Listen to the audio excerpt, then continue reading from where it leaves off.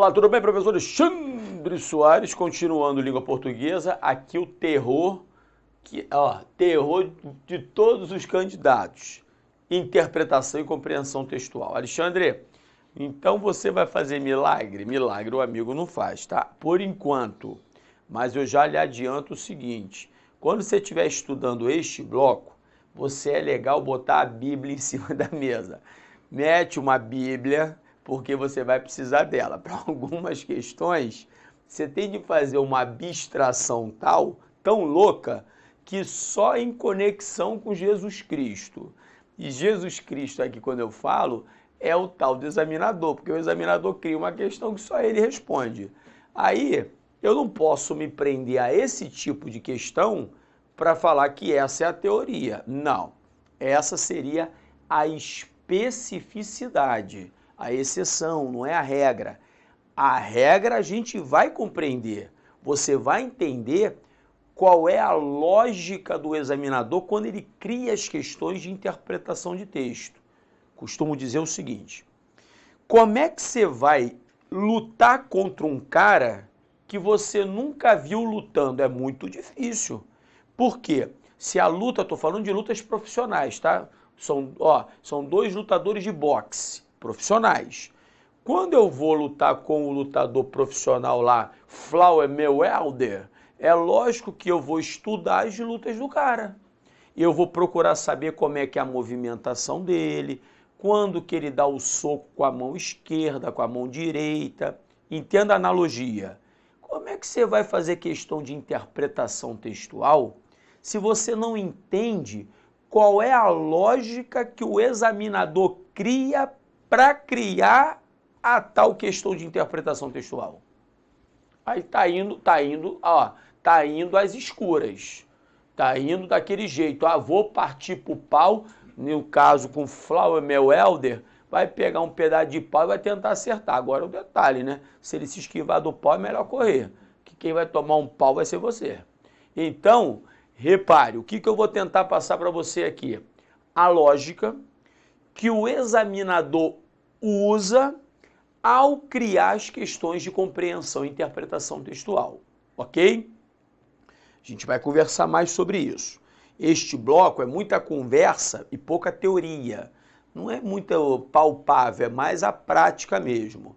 Agora, para começar, você tem de fazer uma diferença entre o que é compreender e o que é interpretar um texto. Alexandre, não são sinônimos? Não são. Não são sinônimos. Aí eu costumo dizer o seguinte, que dependendo da banca para a qual você, faça seu concurso e faça sua prova, a banca, ela trabalha menos ou mais a interpretação textual, ela trabalha menos ou mais a compreensão textual. Então, bancas como, por exemplo, a OCP, VUNESP, CEPERJ, CEPUERJ, FUNCAB, SESGRAN Rio, trabalham mais a compreensão textual. Bancas como CESP, ESAF, Fundação Carlos Chagas, essas já trabalham mais a interpretação textual, não querendo dizer que não trabalhem também a compreensão textual, ok? Então vamos lá. Primeiro passo. O que é compreender um texto? Compreensão textual. Compreender um texto, meu aluno, é ver o que está escrito. Não, entenda. Entenda que parece até brincadeira, mas não é. É entender as linhas. Costumo dizer que você compreende aquilo que você é capaz de sublinhar. Você está sublinhando, você está fazendo compreensão textual, você não está fazendo interpretação. Por quê?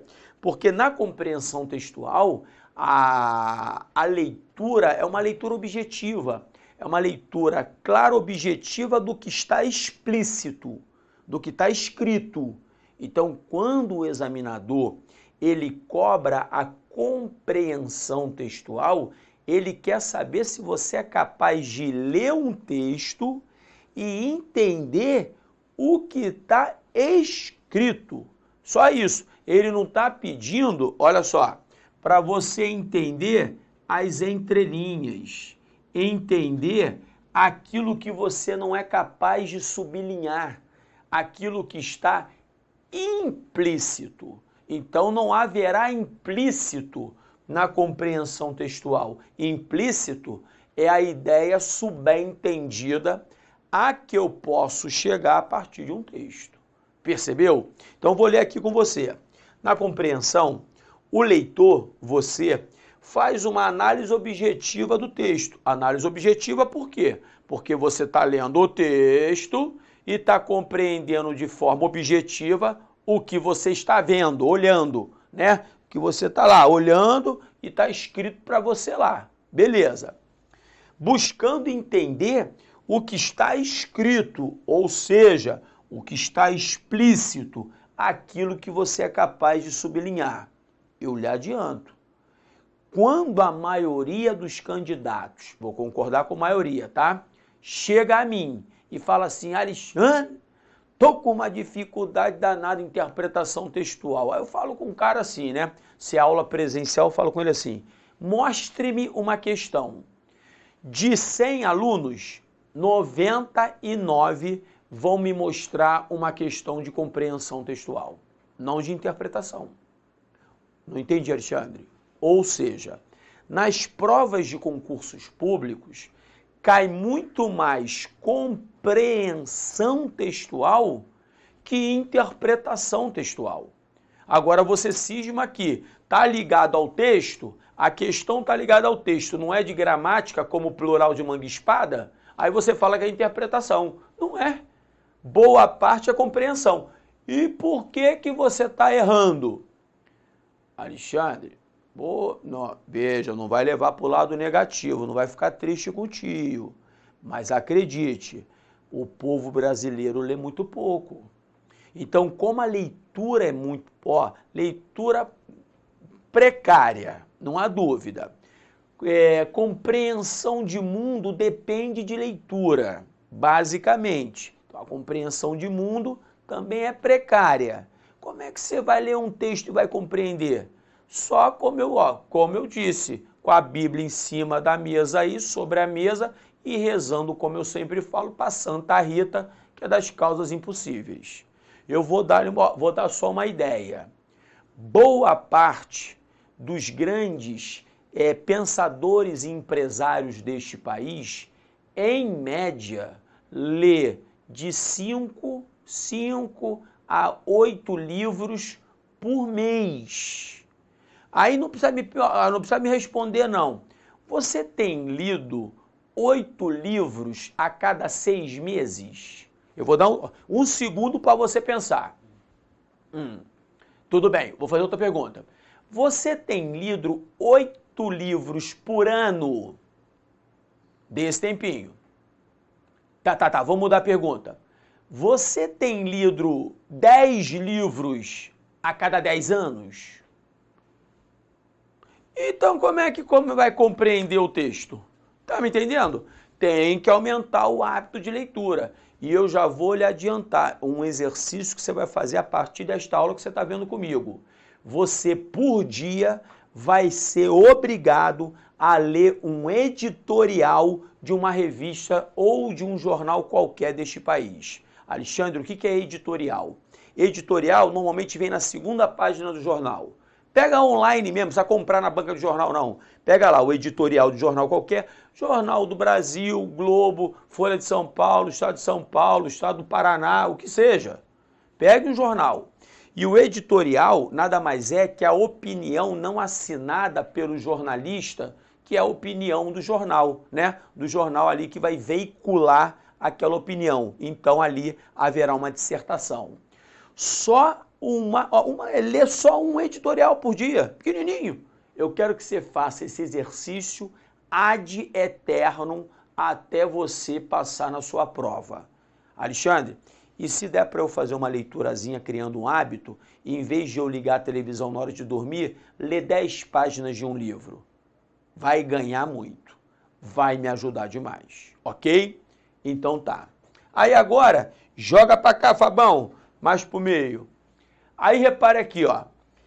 E a interpretação textual? Deixe-me ver sempre meu tempinho. A interpretação textual, meu aluno, é quando você, a partir do texto, você é capaz de inferir informações que não estão explícitas, estão subentendidas, implícitas, escondidinhas no contexto.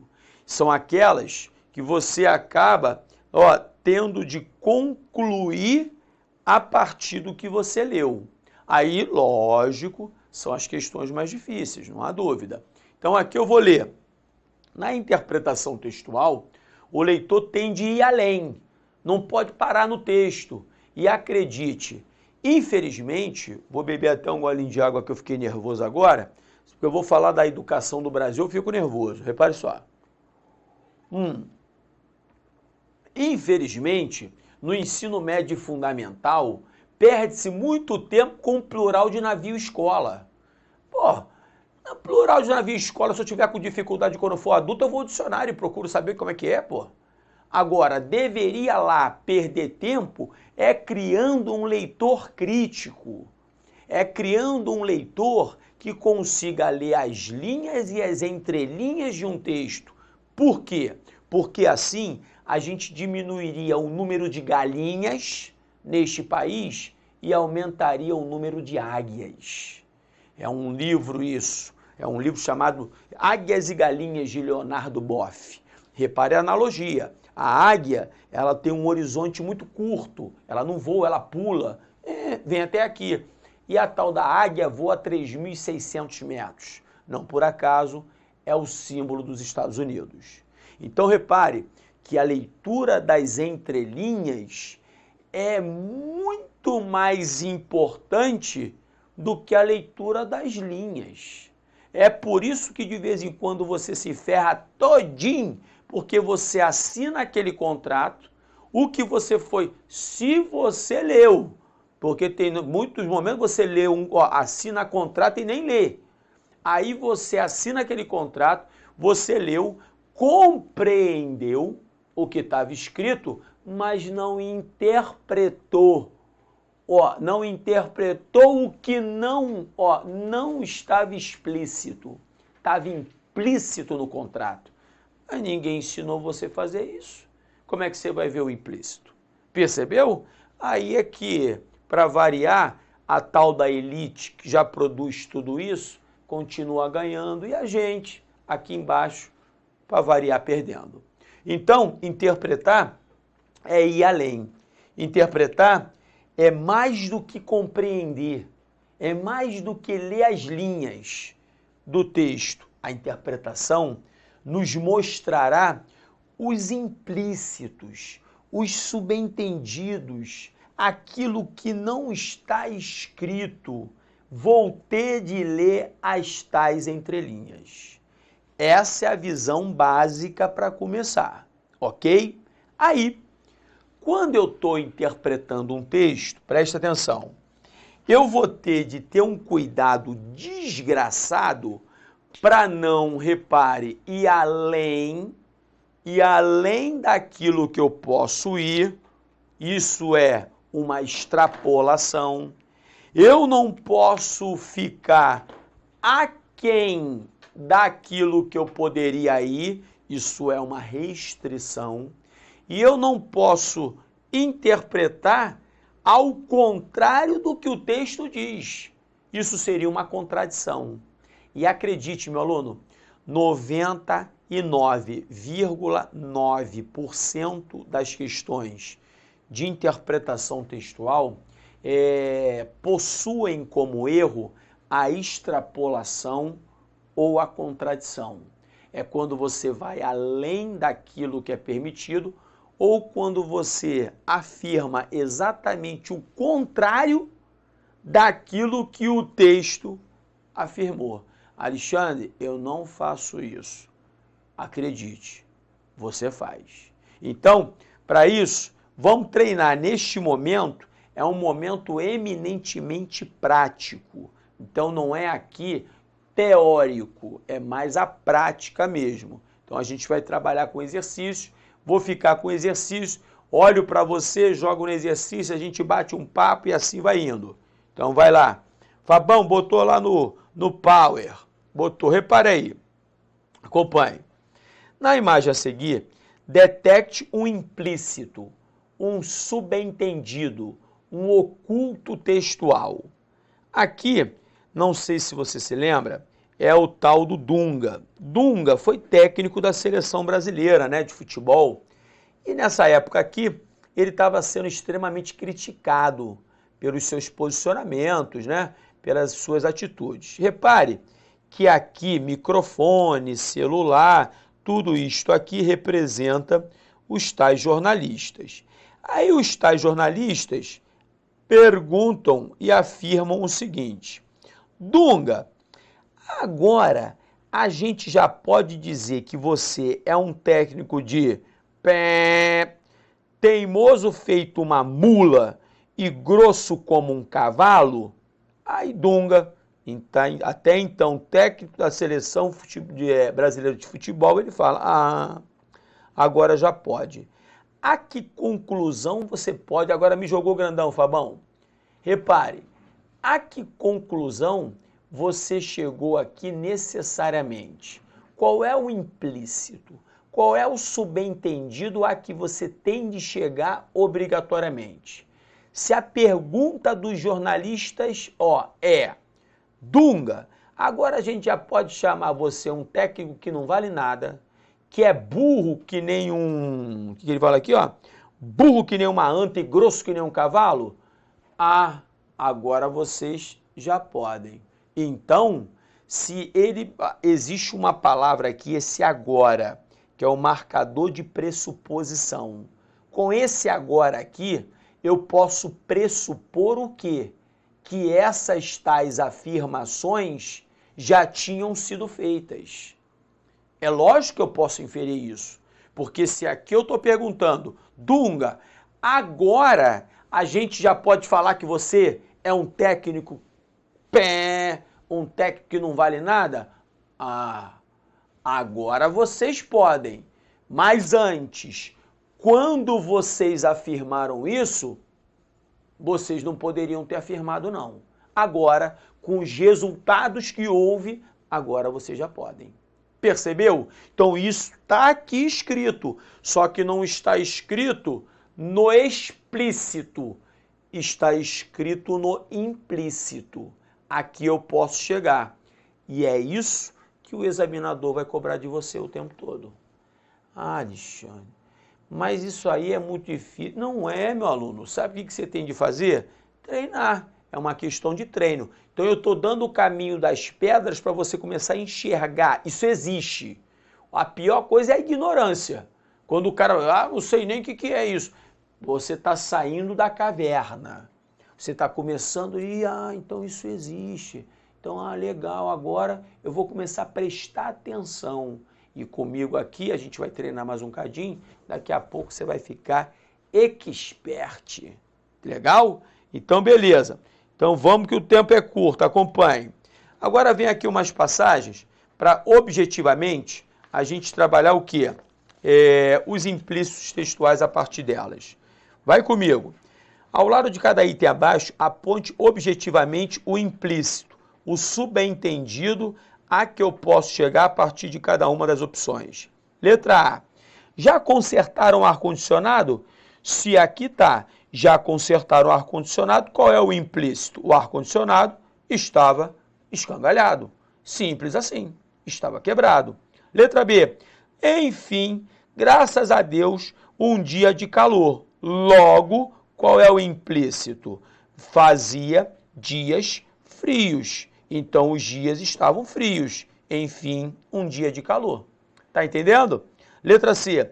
Acabou a liquidação no shopping. Melhor, é uma pergunta. Acabou a liquidação no shopping? Se esta é a pergunta, qual é o implícito obrigatório? O shopping estava em liquidação. Alexandre, não é difícil não. Não, é treino. Só tem de treinar. Vamos embora. Letra D. Servêncio foi demitido. Qual é o implícito obrigatório aqui presente? Servêncio estava empregado. Ele estava empregado, Se aqui está afirmando que foi demitido, ele estava empregado. Esse é o implícito obrigatório a que eu posso chegar. Letra E. Finalmente o Orozimba se casou. Olha o nome da criança também. Então, se Orozimba casou finalmente, não há dúvida que o implícito a que posso chegar é Orozimba não estava casada. Tá entendendo? Se Orozimba finalmente se casou, é porque ela não estava casada. Esse é o implícito a que eu posso chegar. Ah, Alexandre, mas Orozimba não se casou pelo nome que ela tinha. Ah, isso já é extrapolação, meu aluno. Cuidado com extrapolação. Extrapolação não pode não. Letra F. Regis e Raimunda voltaram a namorar. Se voltaram a namorar, entenda, já namoravam. Terminaram e voltaram a namorar. Cuidado com o detalhe. Cuidado com o detalhe que não necessariamente voltaram a namorar entre si. Porque pode ser que Regis namorasse Maria e Raimunda namorasse João. Importante é, Regis e Raimunda voltaram a namorar é porque já namoravam, né? Namoravam, terminaram e voltaram a namorar. Letra G. Meu Deus, você está linda hoje. Me bota grandão nessa agora, Fabão. Pior coisa para falar para alguém, principalmente para uma mulher. Meu Deus, você está linda hoje. Logo, você não é linda. Tá linda é hoje. Isso é péssimo, grosseiro. Não fale para ninguém não. Então você não vai falar assim, você está linda hoje. Você vai falar o quê? Você é linda.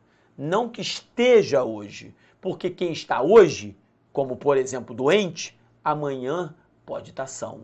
Percebeu? Ah, Alexandre. Vambora. Letra H, voltou para lá. Fabão, Zeca voltou a beber. Se Zeca voltou a beber, ele tinha parado. Bebia, parou, mas voltou. Ah, Zeca.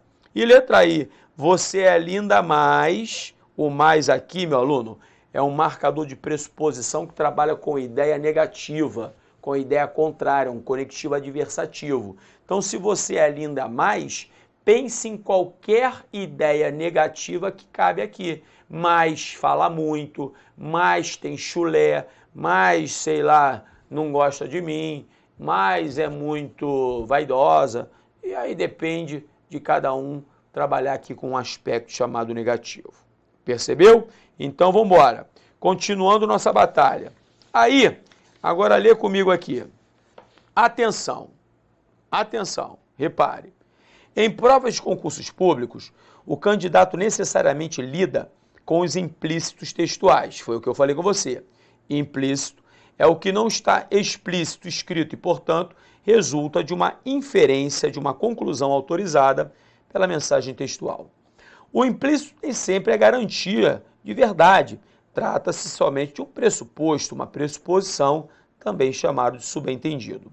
Então, repare na próxima questão aqui. Mais uma vez, ele se curva. Mais uma vez, se curva. Vou botar ele aqui para ficar mais fácil. Esse título permite ao leitor afirmar o quê? Se mais uma vez ele se curva, letra D de dado primeiro, ele nunca se curvou. Isto aqui é uma contradição. Se mais uma vez ele se curva, é lógico que ele já se curvou. Esta é a contradição. Tá legal? Repare letra E. Mais uma vez ele se curva. O mundo nunca mais... Ah, aqui faltou o mundo, eu não estou lendo o mundo. Mais uma vez o mundo se curva. Beleza. Então, letra E. O mundo nunca mais se curvará. Como é que eu vou saber se ele vai se curvar mais uma vez ou não? Eu sei o seguinte, que mais uma vez ele se curva. Então, falar que ele nunca mais vai se curvar é uma extrapolação tal qual a letra C. O mundo se curvou pela última vez, é só uma reescritura da letra E. São duas extrapolações. Aí vem a letra B. Mais uma vez o mundo se curva. Letra B. O mundo já se curvou dezenas de vezes. Como é que eu vou saber? Não tem como saber. O que eu tenho como inferir é, se mais uma vez o mundo se curva, pelo menos em outro momento ele se curvou.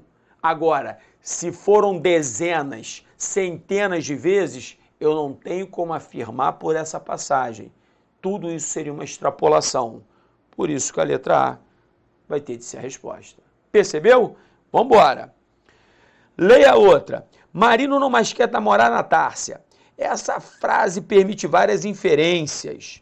Das relacionadas abaixo, a única que pode ser afirmada é: se Marino não mais quer namorar na Tárcia, a letra D de dado, Marino é homossexual. Tá de brincadeira. Ah, não, Alexandre, o mulherão daquele é homossexual. Isso é extrapolação, meu aluno. E extrapolação não pode, não. Olha a letra B. Ah, Marino não mais quer namorar na Tárcia. É mulherengo. Quer ficar na pista. Não tem como. Essa passagem não permite que eu chegue a isso. Isso é extrapolação. É o erro que mais se comete em prova. Aí vai. Letra C. Marino não mais quer namorar na Tárcia. Letra C. Marino nunca quis namorar na Tárcia. Como é que nunca quis? Se não mais quer, lógico que ele já quis. Isso é uma contradição. Tá entendendo? Extrapolação e contradição são os erros que você tem de enxergar nas questões de interpretação textual. Aí sobraram duas. Boa parte marcaria a letra A. Marino não mais quer namorar na Tárcia. Marino já namorou na Tárcia. Quem disse? Quem disse que namorou? Pode ter ficado apenas na pretensão. Uma inferência que posso chegar é: se Marino não mais quer namorar na Tárcia, não há dúvida de que Marino já quis namorar na Tárcia. Se namorou ou não, não tem como afirmar, por isso a letra E é a única inferência permitida. Percebeu como é que funciona?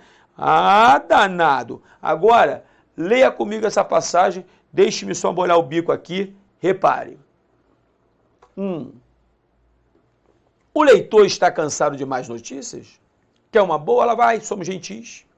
Os brasileiros, ou pelo menos entre os brasileiros, aqueles que nasceram ou vivem na cidade do Rio de Janeiro, já podem se vangloriar de ostentar com chancela acadêmica o título de campeões mundiais de gentileza. Ou seja, o Rio ganhou. Um estudo de pesquisadores americanos sobre o comportamento das pessoas na rua, em face de alguém precisando de ajuda, em 23 cidades de 23 países diferentes, deu Rio de Janeiro na cabeça. Rio foi campeão.